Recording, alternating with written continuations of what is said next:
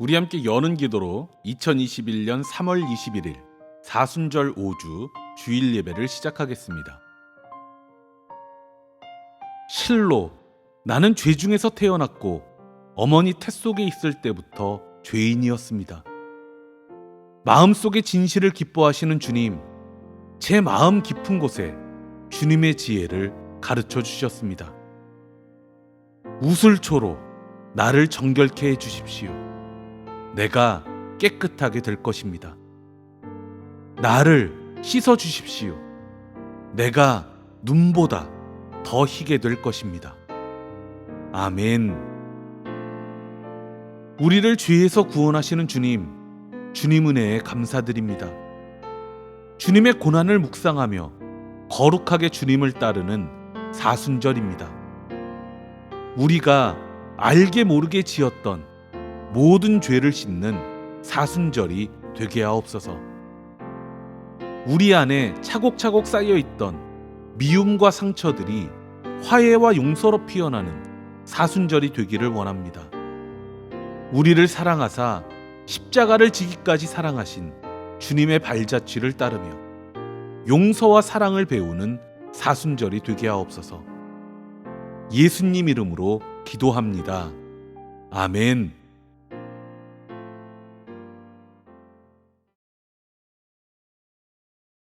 우리 함께 찬송가 280장 찬양하겠습니다.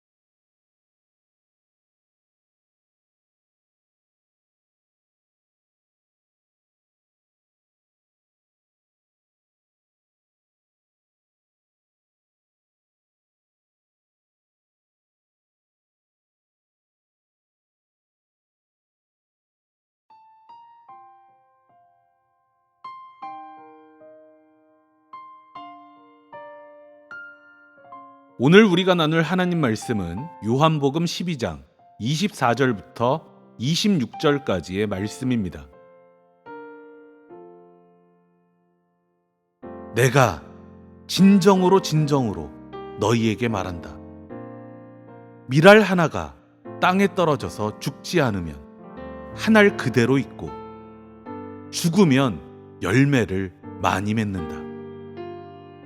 자기 목숨을 사랑하는 사람은 잃을 것이요, 이 세상에서 자기 목숨을 미워하는 사람은 영생에 이르도록 그 목숨을 보존할 것이다. 나를 섬기려고 하는 사람은 누구든지 나를 따라오너라. 내가 있는 곳에는 나를 섬기는 사람도 나와 함께 있을 것이다. 누구든지 나를 섬기면 내 아버지께서 그를 높여주실 것이다. 아멘.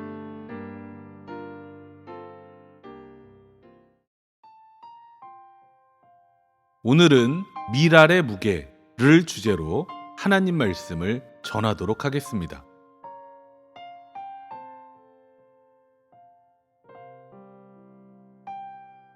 기독교 신앙은 십자가 신앙입니다.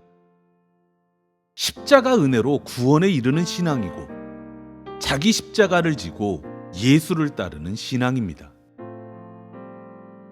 십자가에 대한 저의 가장 선명한 기억은 어린 시절 영화를 통해 각인되었습니다. 성경 동화나 교회학교 선생님이 들려주는 십자가와 영화가 보여주는 십자가는 차원이 달랐습니다. 십자가에 달리기 전부터 예수님께 무수한 매질과 고문이 가해집니다. 피투성이가 된 예수께서 십자가를 지고 골고다를 오릅니다. 언덕에 다다르자 병정들이 예수님을 십자가 위에 눕힙니다. 손과 발을 끌어당겨 십자가에 묶고 못을 박기 시작합니다. 세 개의 못이 예수님의 손과 발에 박힐 때마다 끔찍한 비명이 터져 나옵니다.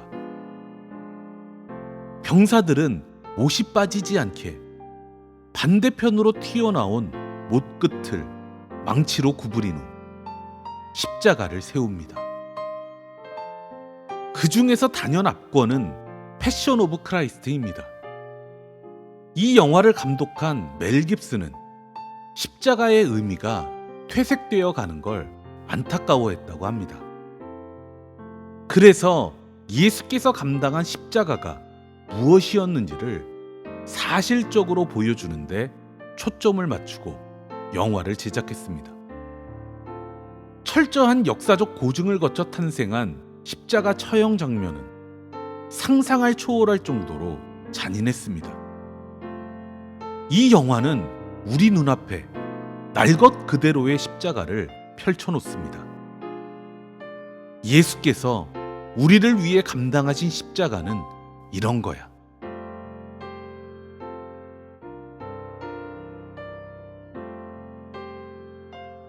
니코스 카잔차키스는 최후의 유혹에서 십자가에서 도망치고 싶었던 예수님의 간절한 몸부림을 자세히 그립니다.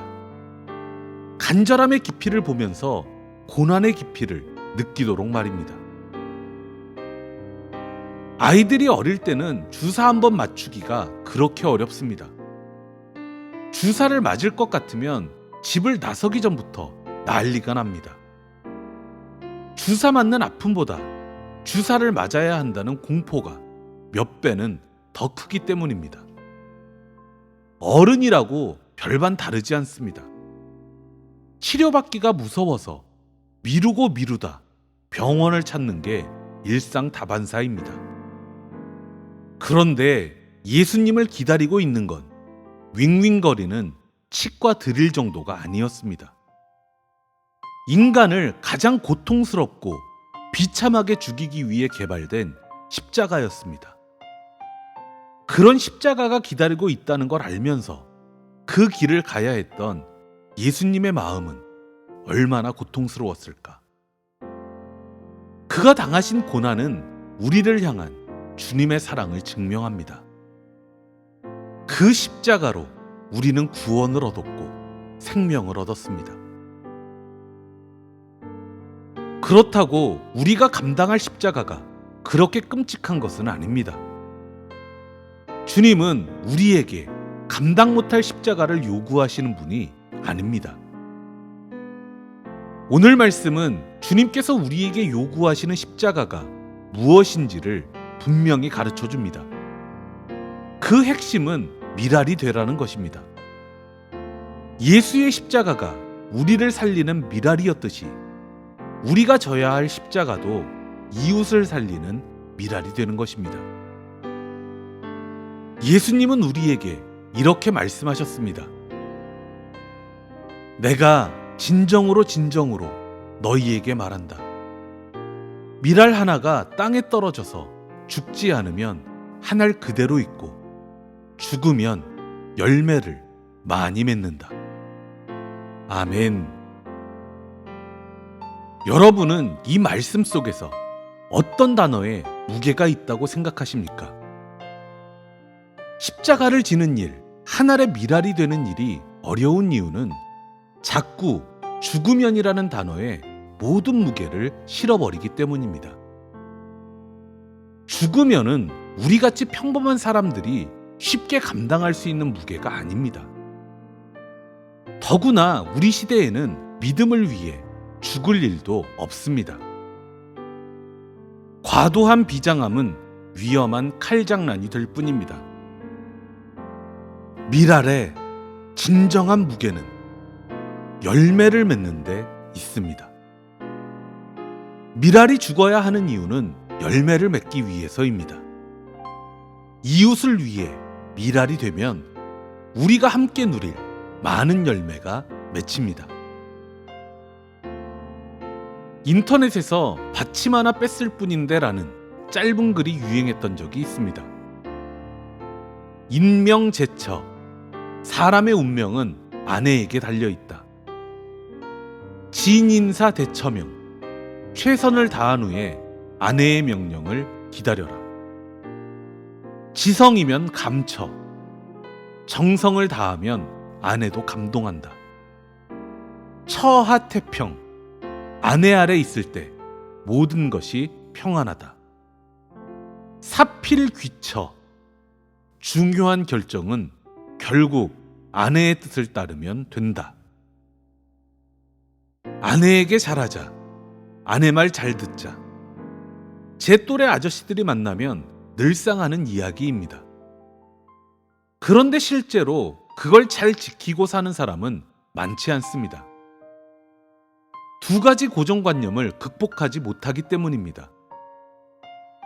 첫째는 내가 마누라보다 똑똑하다는 고정관념이고, 둘째는 마누라한테 지면 안 된다는 고정관념입니다. 이 고정관념이 꺾이면 자존심이 상하고 상실감이 큽니다.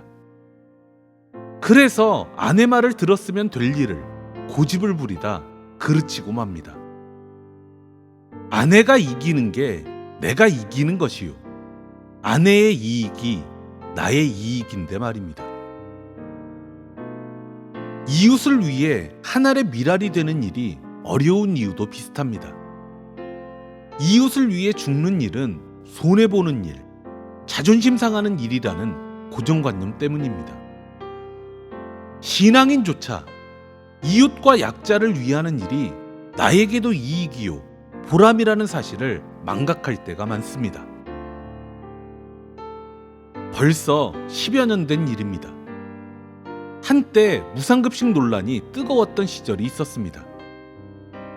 모든 아이들에게 무상급식을 하자는 의견과 가난한 아이들만 선별적으로 무상급식을 하면 되지, 왜 모든 아이들에게 공짜로 밥을 먹이느냐는 의견이 충돌했습니다. 처음에는 가난한 아이들만 선별해서 무상급식을 하자는 여론이 높았습니다. 재벌 자녀에게도 무상급식을 줘야 하느냐는 언론의 구호가 잘 먹히는 듯 했습니다. 그러나 곧 가난한 아이들을 구별하는 과정에서 생기는 행정력 낭비, 가난한 아이들에 대한 낙인 효과, 급식 비리가 속속들이 알려지기 시작했습니다. 게다가 무료급식이 가계소득을 증대시키는 효과를 내고 급식의 질을 높인다는 결과들까지 알려지기 시작했습니다. 결국 밥 먹는 문제로 아이들에게 상처 주지 말자는 엄마들의 선의가, 상처를 주더라도 가난한 아이들만 지원해야 한다는 고집을 이겼습니다. 그리고 모든 엄마와 아이들이 그 선의의 수혜자가 되었습니다. 이때 많은 교회와 그리스도인이 어느 편에 섰는 줄 아십니까? 솔직히 자기가 손해를 보는 일도 아닌데 이웃을 돕는 일에 쌍수를 들고 반대하는 것은 그리스도인으로서 나쁘끄러운 일입니다. 오늘날 우리가 져야 할 십자가는 엄청난 고난을 감당하거나 순교자가 되는 십자가가 아닙니다.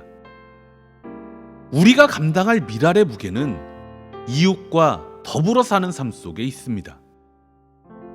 우리 아이들이 학교 다니고 밥 먹는 문제로 상처받지 않게 힘쓰는 일, 나는 부유하지만 가난한 이웃의 건강한 삶을 고민하는 일, 나는 집이 있지만 집 없는 이웃의 주거 안정을 위해 내 이익만 고집하지 않는 일, 자영업자뿐 아니라 코로나19로 힘든 비정규직이나 알바 노동자를 생각하는 일들이 우리가 감당할 미랄의 무게입니다.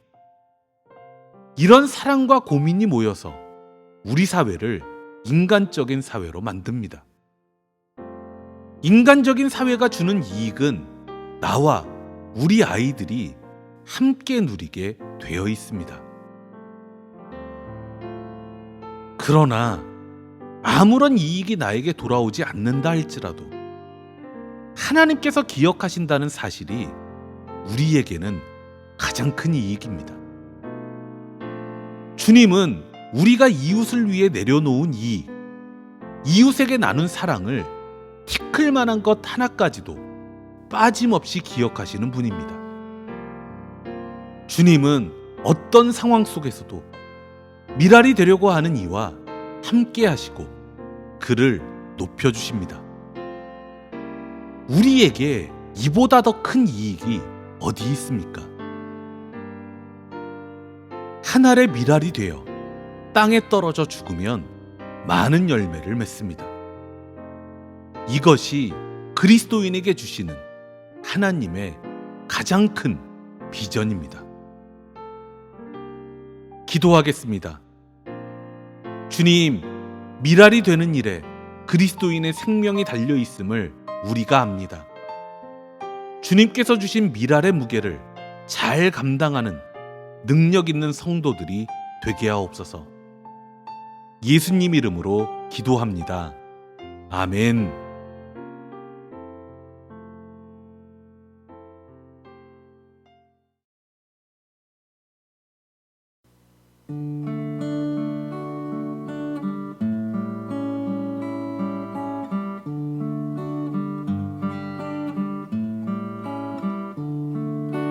내게 있는 모든 것을 아낌없이 드리네.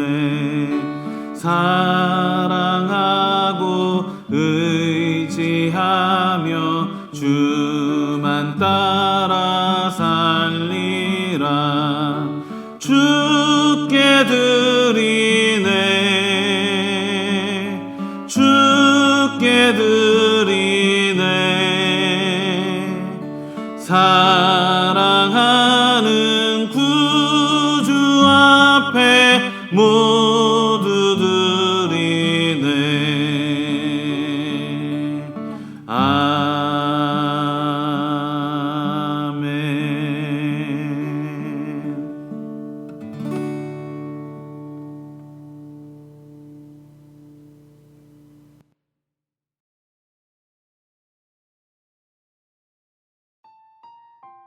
축도하겠습니다.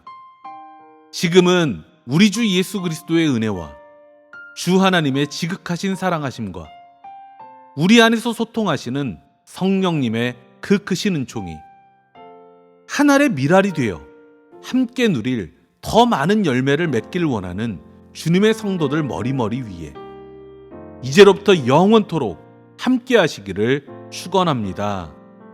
아멘.